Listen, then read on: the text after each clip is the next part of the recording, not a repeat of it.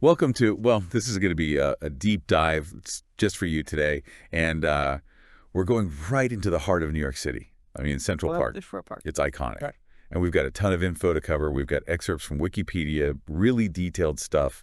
And, well, our mission here is to uncover what's really fascinating about it. Hmm. You know, how it was created, how it's changed, and why it still matters so much today. It's your shortcut to, like, really knowing this place inside and out. Yeah. It's kind of amazing when you think about it. I mean, Central Park, this huge green space, it didn't just happen by chance. Right. The idea actually started gaining some serious traction back in the 1840s. New York City was growing like crazy back then, Hmm. and all those people needed somewhere to go, right? I Yeah. mean, besides cemeteries, those are like the main open spaces folks had back then. Wow. So not exactly the most cheerful escape from city life. Not really. So a park wasn't just, a nice to have. It was becoming essential for public health, for sanity, for everything. So in the 1840s, it was less about aesthetics and more about a real need for open space. Makes sense. But here's the thing. The Commissioner's Plan of 1811, the one that gave Manhattan its grid system, Yeah. it didn't include a big central park at all. John Randall Jr., the surveyor, he mapped out streets and avenues right over the land where the park is now. It's wild to think those plans ever happened. Wild, yeah. Yeah. But you can see how the city's needs were, well, they were changing. I mean, by the mid 1800s, a big park wasn't just a good idea. It was vital. Absolutely. And this need found some pretty powerful champions. William Cullen Bryant, he was the editor of the New York Evening Post, a big deal back then. He started calling for a big park as early as 1844. And then in 1851, Andrew Jackson Downing, the famous landscape architect, he jumped on board too. So momentum was definitely building. Absolutely. And in 1851, Mayor Ambrose Kingsland, he finally said, let's do this. He told the Common Council to get moving, and they started looking at a place called Jones's Wood. It was on the Upper East Side. Okay, Jones's Wood. But that didn't become Central Park. So what went wrong? Well, Jones's Wood had a few issues. First, it wasn't really central, too far east for the city that was sprawling north. It was also too small, only about 160 acres. And then there was the cost Hmm. and legal stuff. They even passed a bill to buy it, but it was ruled unconstitutional. So the focus shifted to what we now know as, well, Central Park. So that's how they ended up with the area between 59th and 106th Streets, Hmm. from 5th Avenue to 8th Avenue. It's huge. And I read that Nicholas Dean, the guy in charge of the Croton Aqueduct, that water system, he played a role too, right? Yes, you see, they were planning to put the Croton Aqueduct's collecting reservoir right in the middle of this new park. It was this massive thing, 35 acres, holding 150 million gallons. Wow. So the reservoir was a major factor in picking that location. And finally, in 1853, they made it official. The Central Park Act, passed by the New York legislature, allowed them to buy the land. Yeah, and they got to work.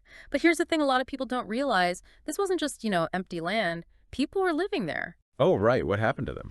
Well, they were evicted. Around 1,600 residents. It's a sad part of the park's history. The area was home to several communities, but the most famous was Seneca Village. It was founded way back in 1825, and it was a pretty unique place. A lot of free black people lived there, Irish immigrants too. Imagine in the 1850s, this integrated community thriving in New York. It must have been a blow to lose that community to the park. And it cost a lot of money too, right? A lot. They first thought it would be like $1.7 million. Right. But the final bill, over $7.39 million. Wow. That's more than they paid for Alaska. Okay. So they had the land, but what was it going to look like? That's where the 1858 design competition comes in, right? Yeah. And the winner? Frederick Law Olmsted and Calvert Vaux. Their plan was called the Greensward Plan. It beat out a bunch of others, and it was revolutionary. Revolutionary how? Well, for one thing, they wanted to separate the park from the city, create a real sense of escape. They planned these sunken roadways so traffic could pass through without disturbing the park's peace. Smart. And their design wasn't all formal and symmetrical, was it? Nope, they were going for something more natural, almost romantic. It was called the picturesque style. Picturesque. I like that. They were inspired by cemeteries, actually, like Mount Auburn in Cambridge, Greenwood in Brooklyn. They were landscaped to be peaceful, contemplative spaces. Refuge from the city, even back then. Exactly. And Olmsted had also visited Birkenhead Park in England. It was like the first public park funded by the government. So he was drawing on a lot of different influences. Yeah, he really believed these parks were crucial for democracy, a shared space for everyone. I love that idea. So the picturesque style wasn't just about being pretty, it was about using winding paths, different elevations, and carefully chosen plants to make you feel like you were discovering something new. It was the opposite of the city grid. A total escape. I can see why that one. Yep. Okay, so Olmsted had the big picture, and Vaux focused on the details. hmm But who else was on the team that brought this greensward plan to life? Well, there was this dedicated board member, Andrew Haswell Green. He was a real administrator, kept things moving. And then there was Jacob Raymold. Jacob Raymold. He designed the Esplanade, that walkway along the east side, and the tavern on the green. The iconic tavern on the green. And Ignaz Anton Pillet, he was the main landscape architect. All the plants, the trees, that was his domain. Got it. Oh, and don't forget, Georgie Waring Jr. He was the engineer who figured out how to drain all that swampy land. Yeah. Essential. Wow, a real dream team. And speaking of challenges, they had quite a landscape to work with, didn't they? It was pretty rocky and marshy, right? It was a huge project. They had to dig up and move about 5 million cubic feet of dirt and rock. 5 million, that's insane. That's a lot. And get this, they used more gunpowder to clear the land than was used in the Battle of Gettysburg. No way. Yeah, and the soil they had wasn't good for planting, so they had to bring in topsoil from Long Island and New Jersey. That's dedication. All that work must have involved a ton of people. Over 20,000. And, back then construction was dangerous. But what's amazing is only 5 workers died during the entire project. That's incredibly low, considering the scale. They really focused on safety. They even created a mounted police force called Keepers to keep things in order. Keepers. Okay. Were there actual rules for the park back then? Oh, yeah, lots of them. No picnics, no public speaking, no picking flowers. Wow, strict. Yeah, Olmsted and Vaux, they wanted the park to be a peaceful retreat. They wanted to keep the chaos of the city out. So what were the first parts of the park to open? The lake down on the southwest corner, that was first, Yep. opened in December 1858. Okay. And then the Ramble, with its winding paths, that opened in June 1859. The Ramble. I love the Ramble. And that same year, they bought more land up north, expanded the park to 110th Street, so things were moving fast. But behind the scenes, there was tension. Drama in the park. Olmsted and the park commissioners, especially Andrew Haswell Green, they butted heads a lot. They had different ideas about how the park should be developed and run. Creative differences. Yeah, and they got so bad that Olmsted actually resigned in 1862. Green took over his job. Oh, that's a shakeup. And then Vaux resigned, too, in 1863. He felt like Green was pushing him out and didn't respect his ideas. So Green was calling the shots now, even though he wasn't a landscape architect. That's right. He was really focused on budgets and getting things done quickly. He did finalize the purchase of that northern section, which became the North Woods and the Harlem Mere. And despite the drama, the public loved the park. It was wildly popular. And this is when the carriage parade became a thing, right? Yeah, the rich folks showing off their fancy carriages. But the park was for everyone. You could go ice skating on the lake, rowing, or catch a concert at the mall. Millions of visitors every year. So the park was thriving, even without its original creators. But then, in a plot twist, Olmsted and Vaux came back. How did that happen? People realized they were missing the vision, They wanted the park finished right. So in 1865, Olmsted and Vaux were rehired. They got to work on new areas like the Children's District and the dairy, a place to get refreshments and hang out. They also started building Belvedere Castle and the Harlem Mere. But then in 1870, Tammany Hall took over. Tammany Hall. Yeah. If you don't know, Tammany Hall was this powerful political machine in New York. Corrupt, too. They wanted control, so they kicked out the park commission and put their own people in charge. And those people probably didn't care much about Olmsted and Vaux's vision. Exactly. So Olmsted and Vaux quit again in 1870. They couldn't stand it. But luckily, Tammany Hall didn't last long. Their leader, Boss Tweed, got caught for corruption, and the whole thing fell apart. So justice prevailed. Yeah, Olmsted and Vaux came back, and a new commission that actually supported them was put in place. Awesome. And this is when they set aside land for those amazing museums, right? Yeah. In 1872, they reserved space for the American Museum of Natural History on the west side. And on the east side, they saved a spot for the Metropolitan Museum of Art. It's amazing to think how much planning went into creating the park we know today. It's a masterpiece of design and foresight. Olmsted and Vaux officially stopped working together in 1872, but their vision was mostly complete. And in 1876, Central Park was finally officially finished. What a journey. But sadly, not all smooth sailing from there, right? The park went through some rough patches in the late 1800s and early 1900s. Yeah, it's true. By the 1870s, the park was packed with people. They loosened up the rules, but the park started to suffer. There wasn't enough money for maintenance, and it just wasn't as well kept. What did Olmsted think about that? He blamed politics, greedy real estate developers, and even lazy park workers. But honestly, keeping such a huge park in good shape was just expensive. And then came the 1900s, with cars becoming popular and new forms of entertainment popping up. Yeah, the subway opened in 1904, and suddenly people could easily go to Coney Island or see a show on Broadway. Central Park wasn't the only game in town anymore. But there were people who still fought to keep Olmsted's vision alive, right? Absolutely. Samuel Parsons, he'd actually been Calvert Vaux's apprentice. He became the park's superintendent and worked hard to restore things. He brought back the nurseries to grow plants, fought against putting up random statues in the park, Good for him. and even oversaw the creation of those circles honoring Duke Ellington and Frederick Douglass at the north end of the park. Wow, so he really left his mark. But he had his struggles too. He got fired in 1911 after an argument about replacing soil. And then, well, for a while it felt like the city didn't really care about the park. There were even some crazy ideas floating around, like building a giant library, stadium, or even an underground parking garage. A parking garage. That would have been awful. Thankfully, none of that happened. Yeah, we dodged a bullet there. But things did start to get better. In 1926, they opened the Heckscher Playground, a great space for kids. And in 1927, Herman W. Merkel, a landscape designer, came up with a whole plan to improve the park.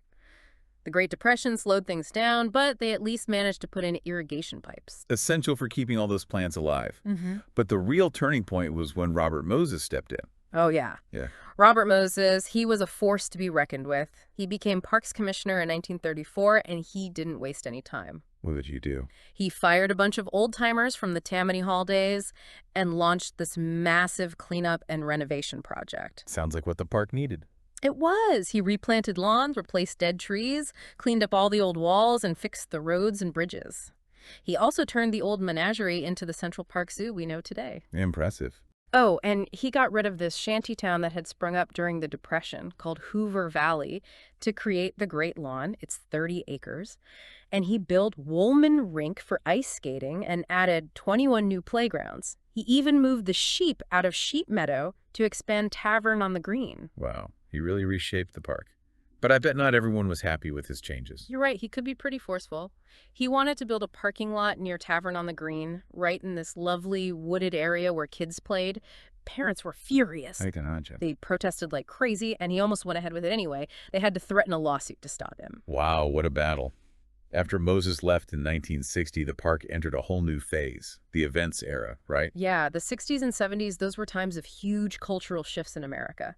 And Central Park became a stage for all that. The Public Theater started doing Shakespeare in the park at the Delacorte Theater, and the Philharmonic and the Met Opera held these amazing outdoor concerts. That was magical. It was. And then there were all those rallies and protests, love-ins, be-ins. The park was buzzing with activity. It really reflects the spirit of the time. Oh, and they opened Lasker Rink up north, so there was ice skating in winter and a swimming pool in summer. But sadly, with all the events, the park's conditions started to slip again. Oh no, not again. By the 1970s, it was clear things were going downhill. Graffiti, litter, broken stuff. It was heartbreaking. That's when the Central Park Conservancy was born in 1980. The cavalry arrived. Exactly. Their mission was to restore and take care of the park. They started by cleaning up the mess and fixing up those historic buildings. So what did they do? They turned the dairy into a visitor center, restored Sheep Meadow, and started these huge projects to fix up Bethesda Terrace and Fountain, Bow Bridge, Belvedere Castle. Even the zoo got a total makeover. They were incredible. What a transformation. And it continued in the 1990s. They focused on the quieter northern end, restoring the bridle trails, the mall, the Harlem Mere, the Northwoods. They built the Dana Discovery Center for education and recreation. The Great Lawn and Turtle Pond got some love, too. Wow, they really covered the whole park. They also stopped using the Upper Reservoir in 1993 and renamed it after Jacqueline Kennedy Onassis, who loved the park. And by 1998, the Conservancy was basically running the whole show. So the park's in good hands now. The best. And they're still at it. In the 2010s, they banned most cars from the park. They're constantly renovating stuff like Belvedere Castle and the Delacorte Theater. They even set up field hospitals during the pandemic. Wow, the park is always adapting. Exactly. They recently added pickleball courts. They're always fixing sidewalks and stuff. And they're even planning to redesign the roads to make them safer for bikes and pedestrians. Central Park never stands still. That's what makes it so special. Okay, let's talk about the park itself. It's 843 acres, smack dab in the middle of Manhattan. That's a lot of green space. It is, and it's the most visited urban park in the whole U.S. It's generally divided into three sections, the North End, Mid-Park, and the South End. But here's the amazing part. This place that feels so natural was almost entirely created by people. Really? The lakes and ponds, those were made by damming up natural springs and streams. Wow, I never would have guessed. And underneath all that greenery, there's some fascinating geology. The bedrock is made of metamorphic rock like Manhattan schist and Heartland schist. And there's this fault line running right through it, the Cameron's line. You can even see evidence of glaciers. Glaciers in Manhattan. Well, not anymore, but they left behind these giant boulders called glacial erratics, like Wat Rock, that climbing spot with all the carved faces. Right, I've seen pictures of that. And the subways and water tunnels, they've changed the underground geology too. It's amazing to think about all the layers beneath the surface. So it's like a history lesson under our feet. And above ground, we have those distinct wooded areas. Yeah, the North Woods, that's the biggest one. It's got the ravine and the loch, this little stream. Then there's the Ramble with its winding paths and tons of birds. And the Hallett Nature Sanctuary. It's smaller and more secluded. So many different types of nature to experience in one park. And they even have different categories for the lawns based on how much they're used and how carefully they need to be maintained. Like Sheep Meadow and the Great Lawn, those are old lawns. Super manicured. Then you've got the D lawns, which are more wild and natural. And let's not forget about the water. It's everywhere in the park. Totally. Up north, there's the Harlem Mere, great for fishing. It's different from the ponds further south, like the pool and the loch, which both flow into the Mere. And then there's the Jacqueline Kennedy Onassis Reservoir, that huge one. It used to be part of the city's water supply. And Turtle Ponds near Belvedere Castle, that was originally part of the Croton Reservoir. Now it's full of turtles, obviously. It's amazing how much life there is in the park. It's like its own little ecosystem. It is. They did a big study in 2013, and they found over 570 different species of plants and animals. There are over 20,000 trees, even though they've lost some since the 90s. You've got native and non-native species, like those beautiful American elms along the mall. And what about animals? Oh, tons. Bats, raccoons, squirrels, everywhere. They did a squirrel census in 2019, and there were over 2,300 of them. Wow. And you've got opossums, even coyotes sometimes. There are tons of insects, like this tiny centipede they found, the Nanormut hoffmanni, and of course turtles, fish. They even had snakeheads in the water for a while. Snakeheads. Yikes. Yeah, they're invasive. Not great. There used to be snakes too, but they seem to have disappeared. But for bird watchers, Central Park is a paradise. It's a major stopover for migrating birds, and some cool ones live there year-round, like pale male, the female red-tailed hawk. I've heard of them. Oh, and there was that mandarin duck a while back. Very handsome fella. Okay, enough about animals. Let's talk about the entrances to the park. Those are landmarks in themselves. Right, the gates. Yeah, they started with 18 unnamed gates. Then in 1862, they named them after different jobs and industries in New York back then.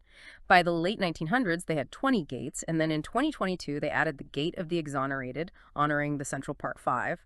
And you've got those grand plazas at each corner, like Columbus Circle and Grand Army Plaza. Really impressive. And once you're inside, there are so many amazing structures to see.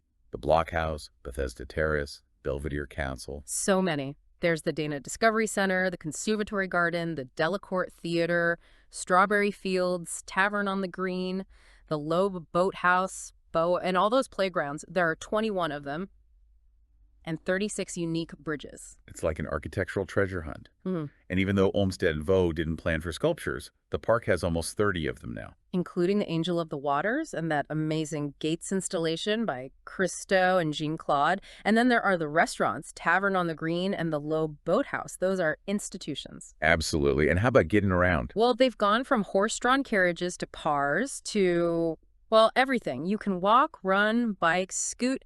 The options are endless. It's only a transportation planner's nightmare. It can be. But they've done a good job making it work. And of course, the subway and buses make it easy to get there. And once you're in the park, there's so much to do. Oh, yeah. Running, cycling, ice skating at Woolman and Lasker rinks, the amusement park in the summer, the pool at Lasker, all those sports fields. You can even go rock climbing at Rat Rock. It's like a giant playground for adults. And let's not forget the concerts. The concerts are legendary, from those early ones in the Ramble to the big shows on the Great Lawn, the Naumburg Bandshell, Shakespeare in the Park, Summer Stage, and of course the Philharmonic and the Met Opera concerts. It's incredible. So much culture packed into one park. But it hasn't always been easy. The park had a rough time with crime in the past, right? Sadly, yeah. Especially in the 70s and 80s, it had a bad reputation. There were some high-profile crimes like the Preppy murder and the Central Park jogger Oh, case. those were awful. They were. It made people scared to go to the park, even though statistically it wasn't as dangerous as some other parts of the city. But thankfully, they really stepped up security, added more lighting, and encouraged people to use the park. So crime has gone down a lot in recent That's decades. good to hear. But there are still challenges, like managing all the rallies and protests that happen there and figuring out the rules for events. It's a delicate balance, making sure everyone feels safe and welcome while also respecting people's right to free speech. It's a testament to the park's importance that it's been designated a National Historic Landmark, a New York City landmark, and it's even on the tentative list for UNESCO World Heritage Sites. It's truly a global treasure, and it's had a huge impact on the city's economy and real estate. Oh, definitely. Building the park made the surrounding property super valuable. That's how you got places like Millionaire's Row on Fifth Avenue, and it really influenced how they planned development in Upper Manhattan. Today, they estimate that Central Park brings in billions of dollars every year through taxes, tourism, businesses in the park, and all the movies and TV shows that film there. Wow, it's an economic powerhouse. Absolutely. So, as we wrap up this deep dive, it's clear that Central Park is more than just a park. It's a symbol of New York, a living testament to human ingenuity and resilience, and a constant reminder of how much we need nature, even in the middle of a concrete jungle. I love that. It's been an incredible journey through the park's history. And thinking about all the challenges the park has faced and overcome, it makes you wonder about the future of urban green spaces. What can we learn from Central Park's story? How can we ensure that cities around the world have these vital spaces for generations to come? That's a great question to leave our listeners with. We've only scratched the surface of this amazing park. If you're interested in learning more, there's so much to explore. The lost history of Seneca Village, Olmsted and Vaux's brilliant design ideas, the work of the Central Park Conservancy. It's all out there waiting to be discovered. Get out there and explore. Thanks for joining us for this deep dive into Central Park.